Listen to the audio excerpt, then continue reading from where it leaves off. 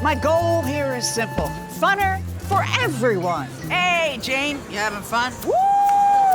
Is that legal? Because around here, funner is a state of mind. What is going on, Laker fans? Hope you are enjoying your Monday morning. Appreciate you guys being a part of the show. Little Lakers Talk daily action to start off the week. Of course, we're going to spend a lot of time kind of reaction to Kyrie going to the Dallas Mavericks. What could the Lakers have done? Should they have done more? So we'll get into all that. First off, just a quick word from one of our partners here, Harrah Resort SoCal. Find your funner state of mind with a visit to Harrah Resort SoCal. Voted best resort in Funner, California. From dining to unwinding, you'll find fun around every corner. Learn more at harrahsocal.com. North part of San Diego. I was in SD for a couple of days. Just a beautiful location. Wonderful resort. So if you want more info, harrahsocal.com. Okay, Laker fans. This will be the theme of my Lakers Talk Daily today. It takes two to tango. I'm sure there's some Laker fans upset. I was disappointed yesterday when I read the news that Kyrie was going to the Dallas Mavericks. But I also wasn't, completely shocked. Ultimately, I think if the Lakers were trying to shortchange the Brooklyn Nets, if the Lakers were trying to, if the package wasn't strong enough, or let's just say hypothetically the Nets wanted to do a deal with the Lakers, but the Lakers weren't interested, then I'd be more upset. But here's the reality of the situation. The Brooklyn Nets have had a headache with Kyrie Irving since Kyrie Irving has been a Brooklyn Net. And Kyrie Irving wanted to, at least it seems like, wanted to be a Los Angeles Laker. It is clear that the Brooklyn Nets were really trying to avoid trading him to the Los Angeles Lakers. The package that the Brooklyn Nets ended up getting back in exchange for Kyrie Irving with the Dallas Mavericks, you could make a case, I guess, if you wanted to, and say, that Russ and the 2 first-rounders, no, that's better than what they got from Dallas. No, it's not. It's not. The Brooklyn Nets are not in rebuild mode. They're trying to just make sure KD is at least happy with this situation because 1 star's out. Actually, 2 stars are out. You had James Harden, you had Kyrie Irving, and now you're trying to see if you can hold on to Kevin Durant and hope that he doesn't request a trade. So those draft picks that the Lakers were offering really didn't mean that much. I'm not saying they had no value, but I don't think it meant that much to a team that was not in a rebuilding mode. Okay? That's number one.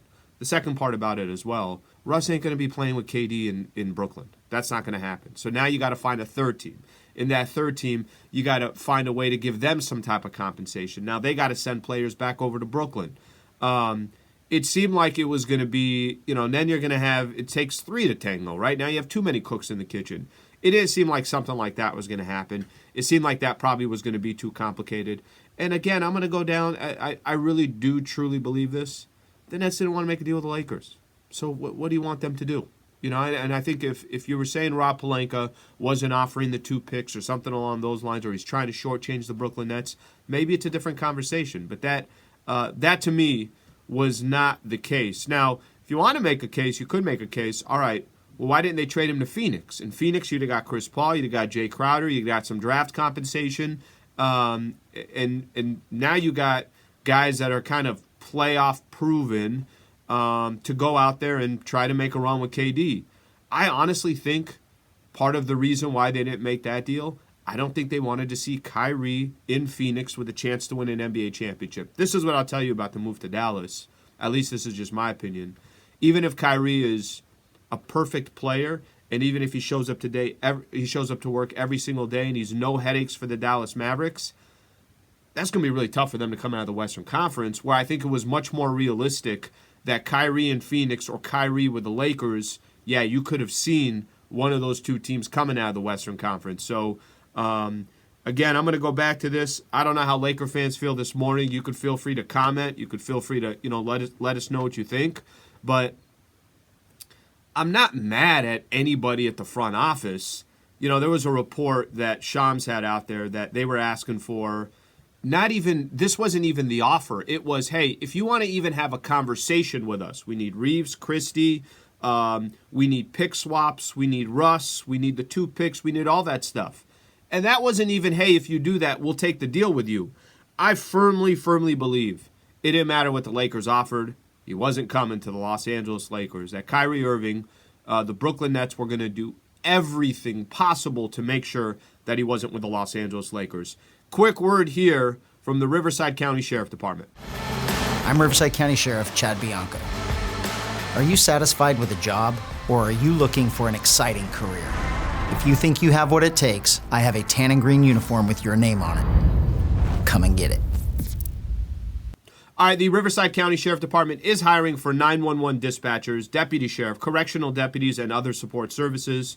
Apply online today at joinrsd.org, joinrsd.org. Okay, I'm going to kind of turn the page on that one. I got Lakers talk tonight. We'll get a little bit more into it. I got the Travis and Sleva show as well coming up here, so we'll continue to get into that conversation. I'm going to flip the page for a quick second here. Okay, what did the Lakers do from here?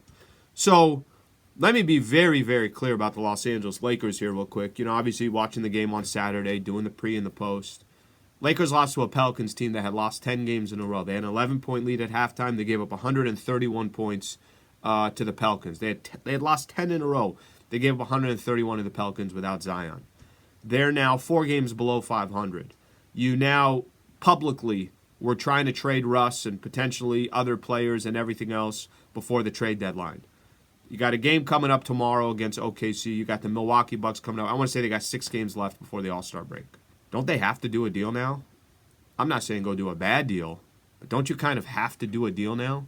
Don't you have to do something? Part of it, I think you have to do something because what's Russ going to do? Russ is just going to walk back into work and, hey, all is good.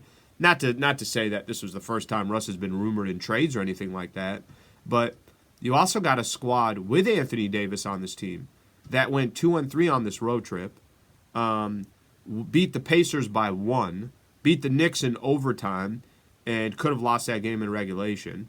I understand the Boston game, the Lakers should have won, all that stuff, but they also made some critical mistakes at the end and decided not to play in overtime. So I don't even think we're talking about this whole conversation about Lakers trying to get somebody to, to go make a playoff run. The team they have right now, it's telling you that they probably don't make the playoffs. You know, people think that when I say the playoffs, I'm talking about the play-in tournament. I'm not talking about the play-in tournament. I'm talking about when the dust settles and the play-in tournament is over. Are you one of the 8 teams that are left? And I know for the Lakers right now, you're just trying to get in that play-in picture. But they're not winning games often enough to make any case for anything. They're incredibly inconsistent. Their defense is suspect at best. They have times where they look really good, and then they have more times than not where you're trying to figure out what the heck this team is. So I don't know what's going to happen between now and Thursday, but I feel like something's going to need to happen. And again, I'm not saying go do a deal just to do a deal and go get fleeced, but this seems like a really awkward predicament for the Lakers. And again, it's not like they are winning games right now and you know they're going to make the playoffs and anything you bring in is just gravy and now it's, try to kind of solidify yourself as one of the contenders. No. I can't guarantee you that they're going to have a better record than the Jazz or the Blazers or the Pelicans or the Timberwolves or the Mavs. I really genuinely can't. So, Laker fans, that's where we are. I appreciate you guys being a part of the show. Please subscribe to the channel here on ESPN LA, and hopefully, something happens here in the next, couple of days.